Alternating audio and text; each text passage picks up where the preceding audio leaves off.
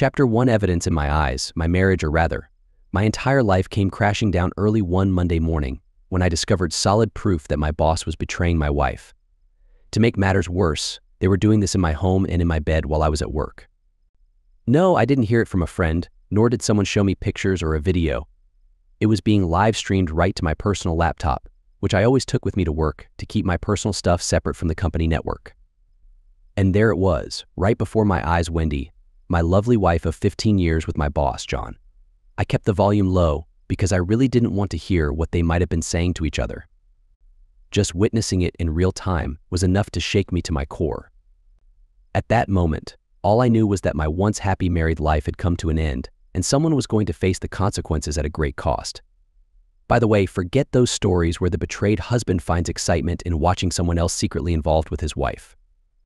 There was no excitement, only blind rage and the desire to make someone suffer. From that moment on, revenge became my sole focus. Chapter 2: Bill and Wendy. Let me provide some context.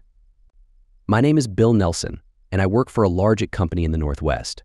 I actually met Wendy before my first wife, who turned out to be unfaithful and mentally unstable.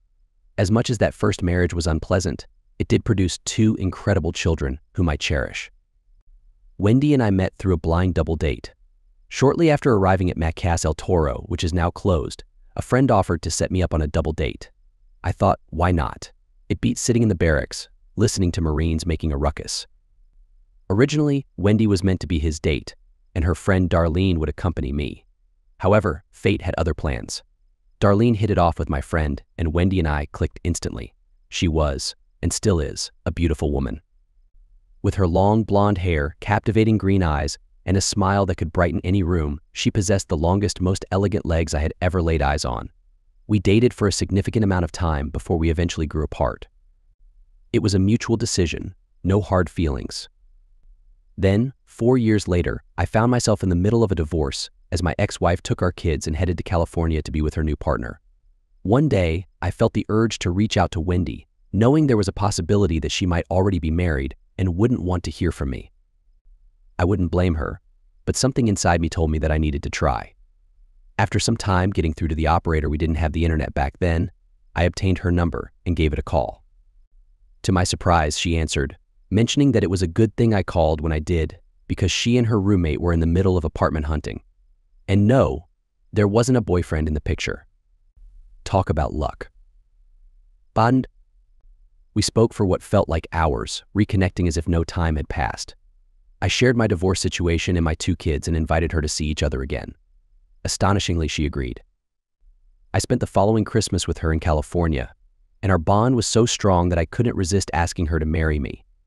Tears filled her eyes as she revealed that she had a medical condition preventing her from having children. I reassured her that I loved her for who she was, not for her ability to bear children, and I meant every word. Yes, she said, her voice filled with emotion, I'll marry you and strive to be the best wife a man could ever hope for. We got married the following June, after I completed my service in the military. That marked the beginning of what, until now, had been a wonderful life. Over the years, Wendy battled thyroid cancer and underwent open heart surgery to replace a faulty valve. She spent 2 months in the hospital due to complications and had to take blood thinners, which led to easy bruising. Several years later, she faced another heart surgery to repair an aortic aneurysm.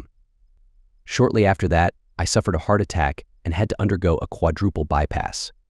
Naturally, these health issues affected our love life. We eventually relocated to the Northwest, where I secured a job as a system operator. Our company managed various significant accounts across the country, including state, local, and federal contracts. My responsibility was to monitor these networks, address any issues promptly, and involve the appropriate personnel to minimize potential downtime. My manager retired, and I was informed that I was being considered for his position since I already led the team and had a deep understanding of our systems. However, the company decided to hire John Brown, who had recently left a local hospital. HR explained that they were required to post the job opening for 5 days before considering internal candidates, but assured me that I would receive a significant raise. From the beginning, John harbored a strong dislike towards me and did everything in his power to undermine me. He even went so far as to blame me for incidents that occurred while I was off duty. We had numerous disagreements, often escalating to him shouting obscenities at me. One day, our overnight operator didn't show up without any notice. Given my role as lead, I would have been informed if something was wrong, but everything seemed normal. That day, John informed me that I would be taking on the overnight shift. Why? I questioned. After all, typically the most junior team member filled that position, not the team lead. Because I need you there, John stated. Did Ryan approve this? Does he know about it? I countered. Ryan was John's boss. It doesn't matter, John replied. This is my team, and I'll assign roles as I see fit. Besides, it's only temporary. Angela will take over as the lead until I find someone else for that position. It's up to you, work the overnight shift or find another place to work. Don't worry, your salary will remain the same, and you'll receive a 10% shift differential. Something about this situation didn't sit well with me, but I felt as if I had no other choice, especially with all our medical bills. Plus, he mentioned it was only temporary, so I swallowed my pride and agreed with an okay. I knew Wendy wouldn't be happy about it, but we had adapted to challenges countless times before, so I assumed we would navigate this hurdle as well. I did make a mental note to contact the previous overnight operator to investigate further. Things quickly took a turn for the worse after the company's annual 4th of July picnic. I'm still not entirely sure what transpired, but we ended up leaving early. Wendy's entire demeanor changed after that day. She became easily irritated, snapping at even the slightest provocation. Of course, our love life completely vanished. She never disclosed what happened and would shut me down whenever I asked. The thought that she might be having an affair never crossed my mind. However, now, 2 months later, I had undeniable proof. Chapter 3, the outing every year, our company hosts a grand picnic for Independence Day. It features classic American food like hamburgers and hot dogs, refreshments, and of course, good clean fun with fireworks. It serves as an opportunity for everyone to relax, bond, and take a moment for themselves. As Wendy and I arrived at the park, I noticed a new sign emphasizing that the park was under constant video surveillance. The city's Parks and Recreation Department had implemented this system to address illegal activities and misuse of the park. As part of our company's contract, we played a role in managing and monitoring the cameras to ensure public safety. We parked the car and headed towards the picnic area. I spotted my team's table and made our way over. John caught sight of us and introduced himself to Wendy, giving me a look that seemed to imply, "You're one lucky guy." And indeed, I was fortunate to have Wendy by my side, as she maintained an attractive figure despite her surgeries. Her yellow sundress perfectly complemented her long legs. I grabbed a couple sodas from a nearby cooler, filled up 2 cups with ice, and poured Wendy and I a cold drink. Somewhere along the way, a couple shots of root beer ended up in our drinks, even though the park had a strict rule regarding open containers. We don't indulge in soda much, but do enjoy a bit every now and then. Wendy asked if I could grab her a hot dog from the grill, so I happily headed out to get us something to eat. The food line was pretty long, so I spent the next 15-20 minutes chatting with some of the other guys while waiting to get our dogs. I got the dogs, loaded them up with relish, mustard, and ketchup, and headed back to our table. But there was only one problem. Wendy wasn't there. Neither was John. What on earth, I wondered. Where did she go? I really didn't care about John's absence, but Wendy's concerned me, since she usually went out of her way to let me know if she was going to freshen up, as she put it. I asked Sandy if she knew where Wendy had gone to, and she told me she thought the 2 of them headed to the restrooms, which were on the edge of the park area we were using. No problem, I thought. She'll be back in a few minutes. 15 minutes later, and still no Wendy. Maybe she was waiting in line. There were a lot of people at the party, after all. 30 minutes, no Wendy. 45 minutes. Still no Wendy. I sensed something was wrong and headed off to find her. I got to the restrooms and called out her name, hoping that she would respond. She stumbled out of the women's room, holding her head.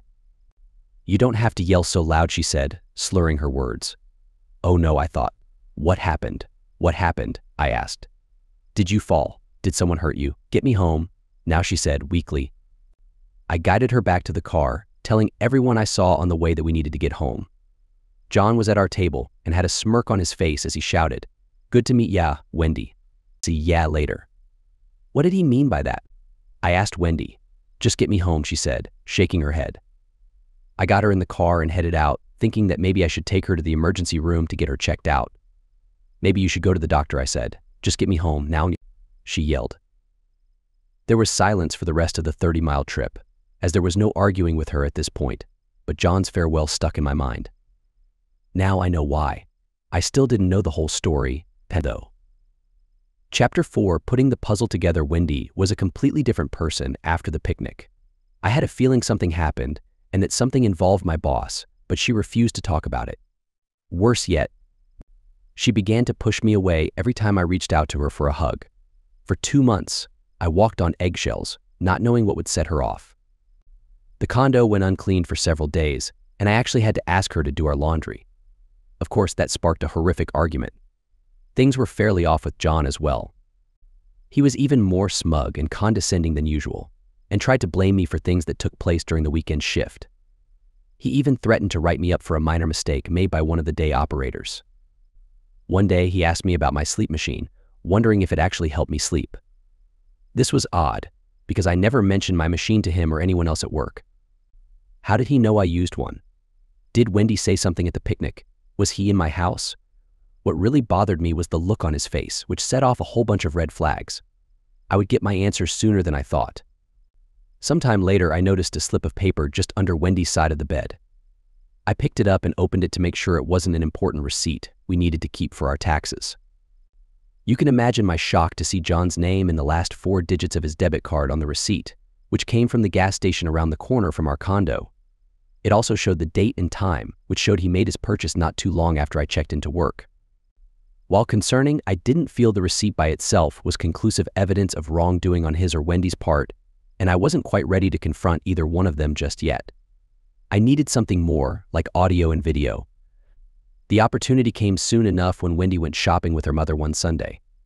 I was kind of glad she was gone because I really had had enough of her non-stop sour attitude. I had already purchased some tiny wireless cameras I could deploy around the house, as well as audio recorders. I couldn't very well tell Wendy I was installing them, so I could catch her in the act of some misbehavior with my boss, so I had to wait until she was going to be gone for a while. I also put a program on my home server that allowed me to stream video from the cameras to my laptop. I had some time before Wendy and her mother got home, so I decided to check her email. Yeah, I had her password since she often asked me to fix one little thing or another. I logged into her webmail account and searched for anything that might indicate the two of them were in contact. There was nothing in her inbox, and her deleted items folder was empty. That in itself was odd, since she generally didn't delete anything. I took a look in her sent items box and found that, too, had been emptied out.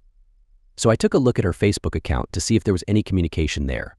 Nope, nothing. The only thing left for me to check was her phone, but that would have to wait for the time being. I decided to call Chuck, the previous night operator, hoping to arrange a meeting. I got his cell phone number from an old team roster, and he readily agreed to meet me at a restaurant located about halfway between his place and mine. I left a note for Wendy telling her I was meeting a coworker and would be back in a couple hours or so. "Hey Bill," Chuck said as I got out of the car. He didn't look too good. "Hey Chuck, how are you doing?" I asked, hoping to break the ice. We went inside and got ushered to a booth. "Lunch is on me," I told him as we gave the waitress our order. "Thanks, Bill. I appreciate that," he said. "Seriously, it's been tough." "So what happened?" I asked. Chuck looked as though he was going to cry. "Don't worry, bud. I've heard it all," I said, trying to reassure him. John tried to.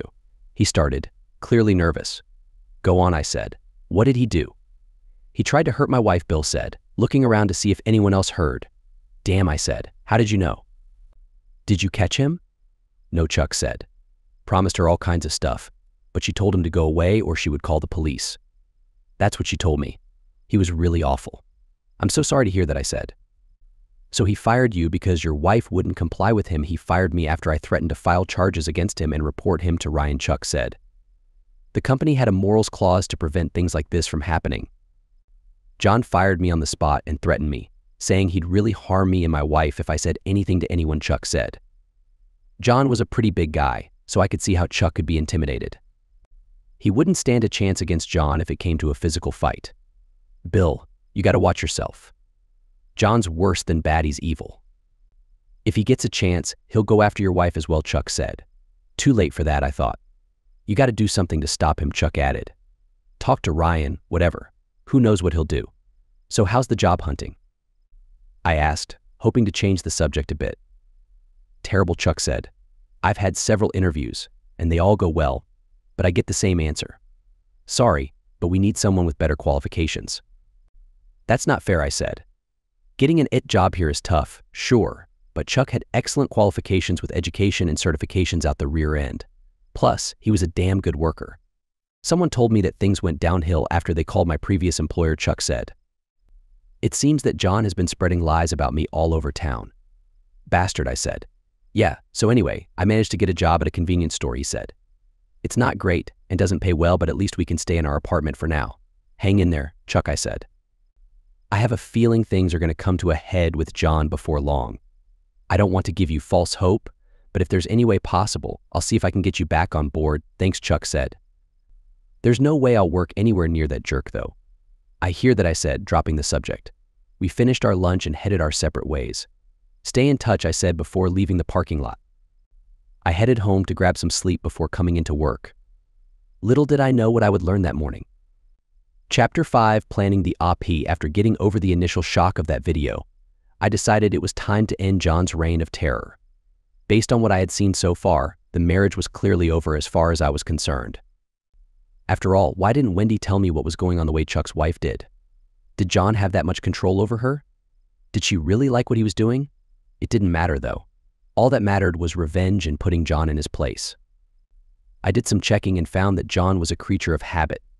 Every week, he worked from home on Mondays, Wednesdays, and Fridays. Then I recalled Sandy, his wife, saying she worked 3 days a week as well. I was beginning to see a pattern here. From what I could tell, John would wait until his wife had gone to work, then watched his Skype to see when I was online. After reassuring himself that I was at work, he would go to my house, create mischief with my wife, and get home before his wife. Granted, this was based on a bit of circumstantial evidence, but it fit everything I saw these last 2 months. If I was right, he would work from home today as well, coming into the office on Tuesday, which didn't leave me with a lot of time. I needed help from 2 allies to pull off what I wanted to do. I decided to speak with Ryan as soon as possible, but I also needed to get in touch with Angela. I wasn't 100% certain if she would go along with my idea, but I had to approach her and hope she wouldn't tell on me. Then there was the matter of my wife.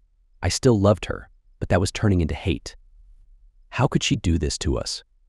After all we'd been through these last 15 years. One step at a time, though. By now it was 5 to 30, and I needed to reach out to Ryan and Angela. Ryan normally came in about 7 and Angela was usually in by 6:30. I sent Angela an email. Angela, extremely important, I speak with you as soon as you get in. Thanks, Bill. After hitting send, I called Ryan at home. I hated doing that, but I figured he was probably up getting ready for work. What's up, Bill? Something go down, he asked. Yeah, you could say that, I said. It's very personal, and it involves John and my wife. I really need to see you as soon as possible. Oh my goodness, he said. I'll be in as soon as I can and we can talk. Thanks, Ryan. I'll see you when you get here at 6:32. Angela came to my desk. What's up? She asked. Your email said it was urgent. Yeah. I said, it is. Listen, I have a really big favor to ask, and if you decide to say no, I'll understand.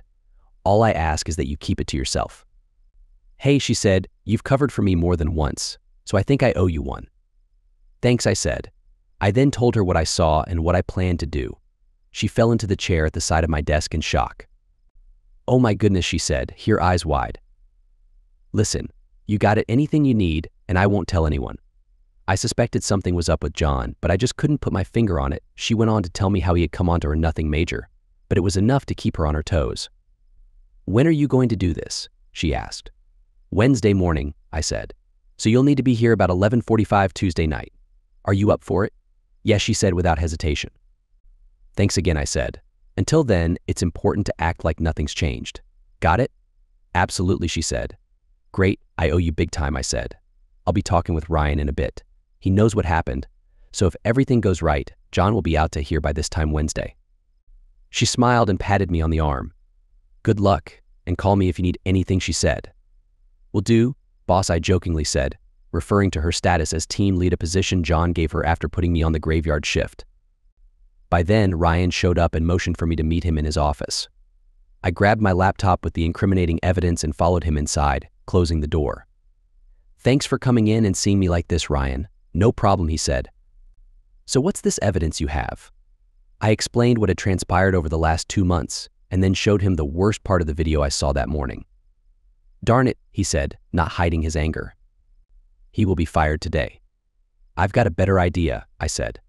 What's that? He asked. I laid out my plan to him and suggested he join me so he could fire John to his face while acting as a witness at the same time. He smiled as I laid it out. Remind me to never get on your bad side, he finally said. Absolutely, I'll do it. I'll be at your place by 10 p.m. Tuesday night. Thanks, boss, I appreciate it more than you know. My pleasure, Bill. When this is over, I think you'll get that promotion after all. It should have been yours to start with, he said. One last thing, if I may, I said. What's that? Ryan asked. I told him about my meeting with Chuck and passed on what he told me. Poor guy, Ryan said. What's your idea? I think at the very least, Chuck should get his old job back, maybe even with a raise as compensation for what John did, I said. Ryan thought for a minute before responding. I think that's the least we owe him. I'm surprised he hasn't sued the company before now. Maybe John's threat really affected him, he said. Thanks, I said. It'll mean a lot to him as well.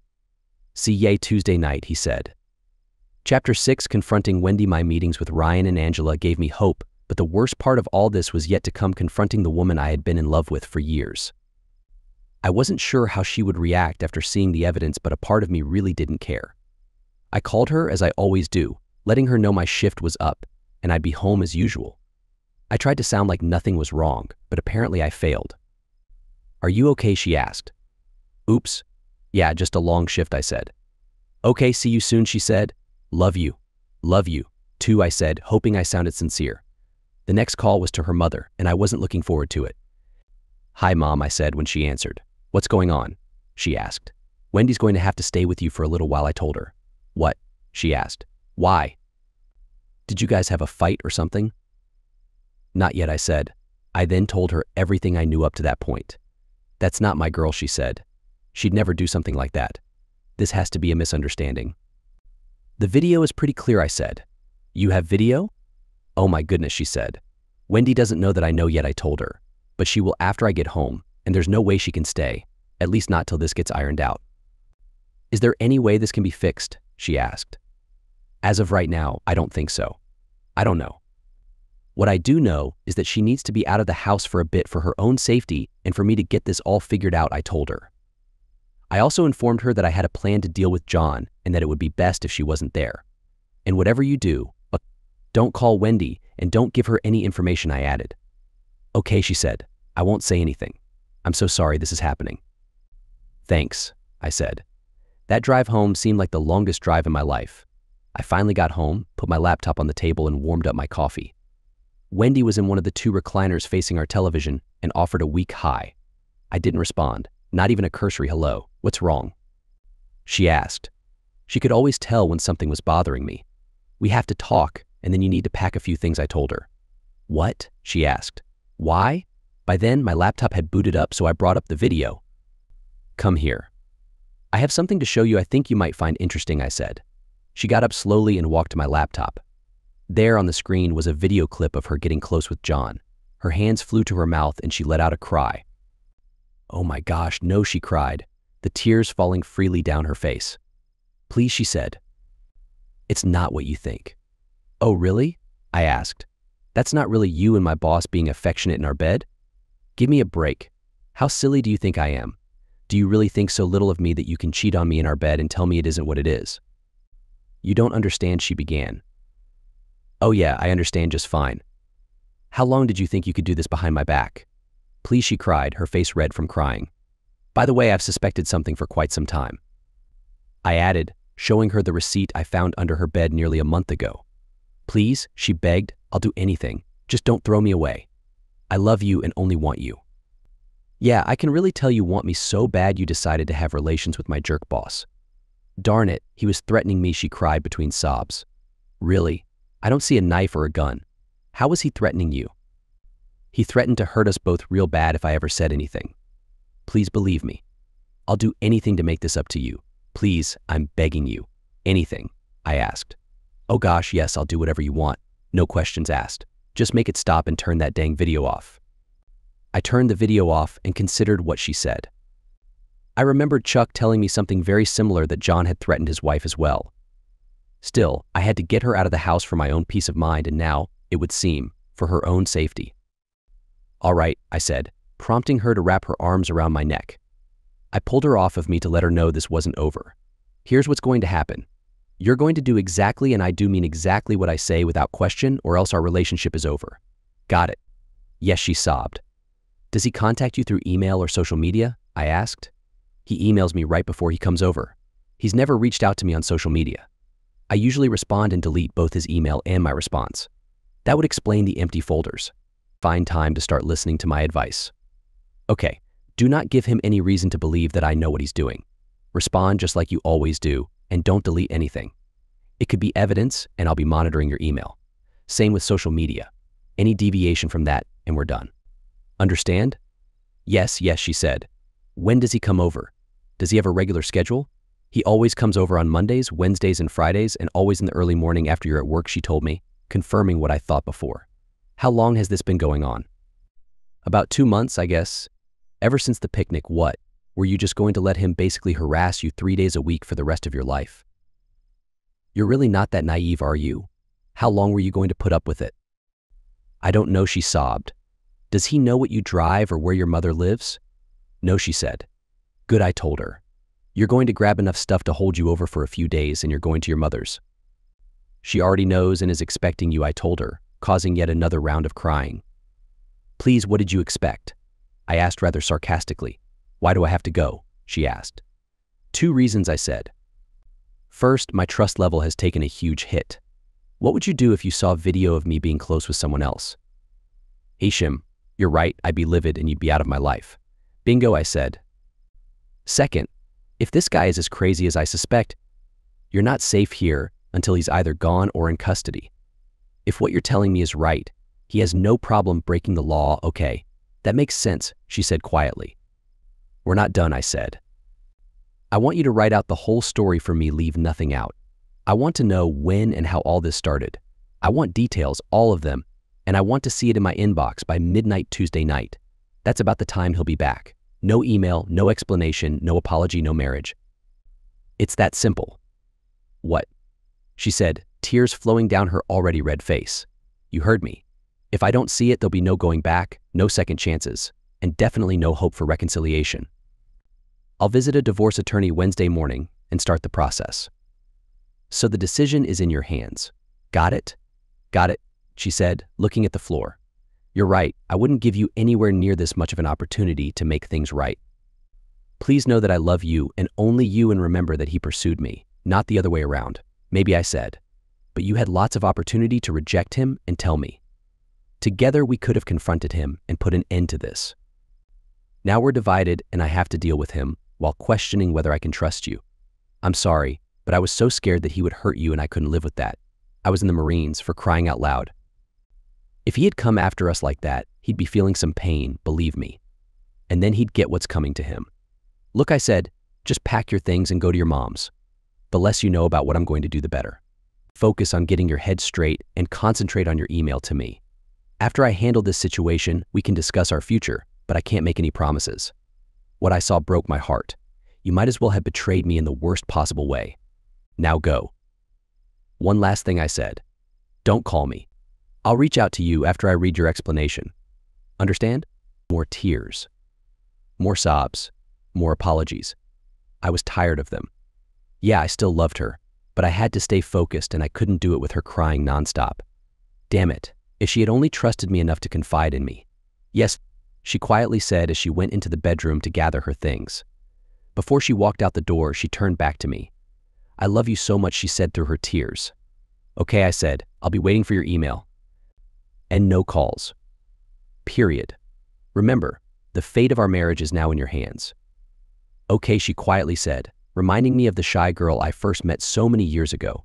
She closed the door and I watched her drive away. Damn it, I needed a break. Chapter 7, calm. Before the storm, she was gone, so I decided to process everything I possibly could, going over my plan for John. Then it hit me. This all started with the 4th of July picnic. In a park full of cameras. Cameras with servers our company helped install. That was it. I called Ryan's cell and he answered right away. Hey Bill, how's things going? Rough, but I'm hanging in there, thanks. Listen, do you still have connections down at Parks and Recreation? Yeah, why? Does it have something to do with the camera system? I think I might be able to get a key piece of evidence from video taken during the July 4th picnic. It seems that's when all this started. I think you might be able to retrieve that video? I'm not sure, but I can certainly ask. I know a few people down there who owe me a favor or 10. I take it you want this as soon as possible. Yeah, that'd be great. Thanks a lot. You got it, and I'll see ya in the morning. Thanks, Ryan. Bye. Things were calmer for the rest of the day, and I went to bed as usual that night, acting as though nothing happened. John came into his office the next morning as usual, shortly before I signed off. He said nothing to me, but something about his body language bothered me. It was almost as if he was watching me. After my shift, I called his home, hoping to speak to his wife. She answered after a couple of rings. Mrs. Brown? I asked. Yes, I don't know if you remember me, but we met at the July 4th picnic. I work for your husband, John. Oh yes, Bill, I remember. What can I do for you? Well, I said, I need to talk to you about your husband and my wife. What? She asked, sounding shocked. Can I come over and show you what I have? Sure, she said, giving me her address. Thanks, I'll be there shortly, and please don't tell John, okay? She agreed, and I made the trip as fast as I could. When I arrived, she met me at the door and invited me inside. I trust you have solid evidence, she began. Yes, I said, opening my laptop. How about video? Oh my goodness, she said. I suspected something for quite a while but could never get any proof. Her eyes grew wide as I played the video of her husband acting inappropriately with my wife. She looked furious when I shut it down. I'm going to confront that jerk, she said, crying. Sandy remained quiet and nodded occasionally as I explained my plan. Then she looked at me and asked what she could do to help. You mean seek revenge? I asked. She nodded. No, I don't want that. I believe that he's been manipulating my wife all this time, and she was simply too scared to tell me. John can be quite intimidating at times. I know, she answered. So what I need from you is to act like nothing's wrong, I said. Continue with your routine as if everything is normal. If this works, John may find himself facing the consequences, and I have every reason to believe he'll lose his job. I'll give you a copy of the video in case you decide to end your marriage. Please do, she said. I copied the video to a flash drive and handed it over to her. I left Sandy's home and was on my way home when I received a call from Ryan. He was able to pull some strings and obtained video footage from the summer picnic. And he said, it appears that John had tampered with Wendy's drink. Can you come to the Parks and Recreation office this morning? Ryan asked. Sure, I said. I'll head over there right now. Great, Ryan said. I'll meet you there. I arrived at PR and met Ryan in the entrance. We made our way to the video vault where he and a PR employee had the video already prepared to the correct spot. The PR employee zoomed in on John and pressed play. Sure enough, he could be seen putting something in Wendy's drink. We watched as Wendy took a few sips before heading to the restroom. It was then that we saw her stumble and John guided her into the facility. She went into the women's restroom as he waited outside for a few minutes, looking around. Then he entered the women's restroom. He came out some time later, and it was several minutes before Wendy emerged, holding her head in obvious pain. Is that enough video evidence? Ryan asked. I nodded in agreement and asked the PR employee if he could clip that part of the video, including the timestamp. He assured me he could and burned me a DVD. I thanked him and Ryan and left. Wendy's story was consistent so far, and it became even more clear to me that John had to face the consequences severely. Chapter 8, Showtime. I woke up earlier than usual that Tuesday night. I had a lot of preparation before John came over for what he thought would be his usual Wednesday morning encounter with my wife. Ryan arrived around 10, and we discussed the operation over coffee. I grabbed my 12-gauge shotgun along with some cartridges filled with non-lethal ammunition. Hopefully I wouldn't have to use it, but I wanted to make sure no one would get hurt if I actually had to defend myself. I heard from Angela, who sent me a text message letting me know she was in position. At 11:30, she logged into the network as me and fired up Skype. At 11:45, she sent a text target online. That meant John was probably nearby, checking to see if I was at work. Soon he would be at my house. I shut off the lights and took up my position in the bedroom, my shotgun loaded and ready for use. Ryan took his position in a front bathroom that would enable him to block John's exit. By now, he would have sent Wendy an email letting her know he was on his way. I checked on my smartphone and sure enough, there it was, along with the pictures he used to blackmail her. Okay, I wrote back, pretending to be her. A few minutes later, I heard the lock in the front door being opened. The jerk had a key. He shut the door and I could hear him walking toward the master bedroom. "I'm back," he shouted out. "Are you ready for me?" "Anytime," I said in response as I stepped out of the bedroom, pointing the shotgun at him. The look on his face was priceless. He certainly wasn't expecting to see me with a shotgun pointed directly at him. "What the heck are you doing here?" he asked. "You're supposed to be at work." "This is my house and I live here," I told him. "What the heck are you doing here? Come to cause trouble?" "You jerk," he muttered. "You're fired." "No, John, you're fired," Ryan said as he stepped out of the shadows. John wasn't expecting this. "Forget you," he said, pulling a knife out of his pocket. "I'm going to hurt you, then I'm going to humiliate you in front of your wife. Maybe you'll learn how to be a real man." John started toward me holding his knife in front of him. I pointed my shotgun at his right thigh and incapacitated him with a non-lethal load. He grabbed his leg, screaming at me, while I moved in and took control. I put the muzzle of the shotgun an inch away from his face. "Shut up, jerk. That was just non-lethal ammo. This next round isn't," I said. His eyes grew wide and I kicked the knife away from him. "Call 911, I told Ryan. He already had my home phone in his hand and called the police. Within minutes, the apartment was full of police and paramedics. They took my statement and Ryan's statement and the video evidence I had of John drugging and later assaulting my wife. I also showed them the emails he sent Wendy threatening her if she spoke out. I also had video of the assault on the smartphone in my pocket. Officers took that as well as all the evidence collected on my home server. Several hours later, the police cleared out, leaving Ryan and I alone to relax. I sent Angela a text message letting her know it was all over. I also thanked her profusely. "Thank goodness that's over," I told Ryan. "Yeah," he said. "Tell me something. Would you really have hurt John?" "If you don't mind, Ryan, I'd really not go there," I said. He nodded, understanding how I felt. "Look, take the rest of the week off and get things sorted out with your wife," he said. "I'll handle this with management and I'll reach out to Chuck. I'll call you, but as of now, John's job is yours if you want it." "Thanks, Ryan," I said, shaking his hand. I sat down and checked my email and saw there was a message from Wendy, but the phone rang before I could read it. "Bill, you need to get to the hospital," my mother-in-law said. "Wendy tried to hurt herself." Chapter 9, Wendy's story. I grabbed my laptop and headed out to the hospital. I got to her room and was told by the doctor that she had ingested an entire bottle of sleeping pills. They managed to pump her stomach and got most of the pills before they had a chance to dissolve, but there was still a lot of the drug in her system. Her mother told me she heard Wendy fill the bathtub, but didn't hear her get back out of the tub. She went to check and found my wife in the tub, having swallowed an entire bottle of pills. I put my hand on my wife's head and hugged her while offering a quick prayer. "Please, God, don't let her die," I whispered, tears coming to my eyes. I sat down in a chair next to her bed, opened my laptop, and read her email. "My dearest Bill," she began. "I can't begin to tell you how sorry I am for the last 2 months. There isn't any excuse for what I did, and I should have trusted you enough to confide in you. It's just that John is so intimidating and his threats scared me more than you'll ever know. I knew how scary John could be, so that didn't surprise me. It all started at that 4th of July picnic. I remember taking a drink and feeling really funny, so I went to the bathroom. You were off getting us something to eat, and I thought I'd be back before you. I didn't know John was following me, and suddenly he was there acting like he wanted to help. In a way, I'm glad you found out when you did. It's crazy, I know, but I was about ready to hurt myself at the end. I couldn't take it anymore. I couldn't bear the pain I knew I was causing you.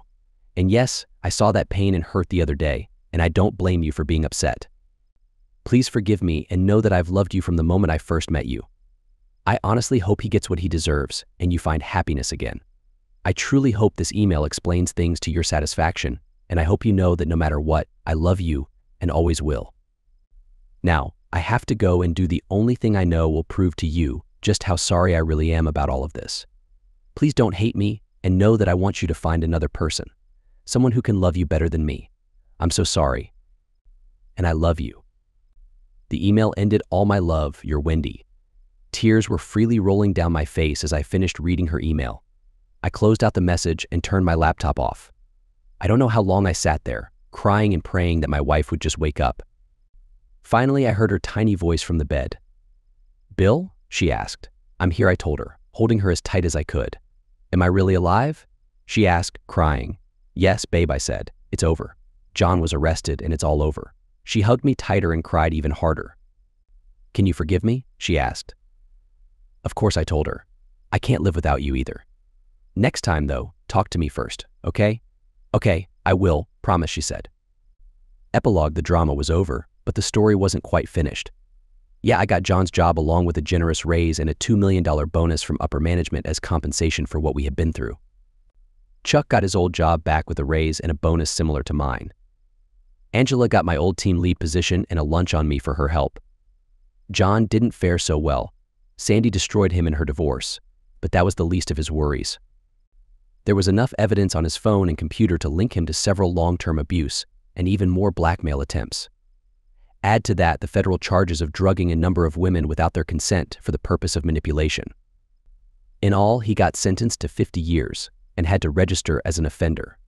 He never got even close to that, however. 6 months into his sentence, he met his end when another inmate attacked him violently. Wendy and I are doing well, thank you. It hasn't been easy, though. She ended up going through therapy for quite some time as a result of John's ongoing harm. But she's doing a lot better now, and we're actually looking forward to a new grandchild. Yes, life is good.